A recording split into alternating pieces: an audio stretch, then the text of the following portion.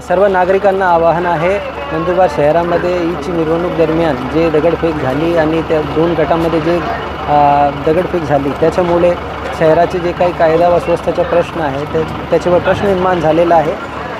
आता परिस्थिती शांतता आहे, पोलीस बंदोबस्त पूर्ण शहरामध्ये तैनात आहे आणि परिस्थिती कंट्रोलमध्ये आहे। सर्व नागरिकांना एकच आवाहन आहे, कुठल्याही परिस्थितीची आक्षेपार्ह व्हिडिओ, आक्षेपार्ह अफवा पसरू नये आणि अफवाला बळी पडू नये।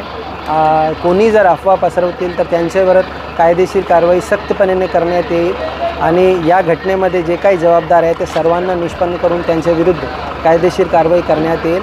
सर्वांना शांतीचं आव्हान देतोय, सर्वांच्या सहकार्य प्रशासनाला अपेक्षित आहे। एवढंच बोलतो। जय हिंद, जय महाराष्ट्र।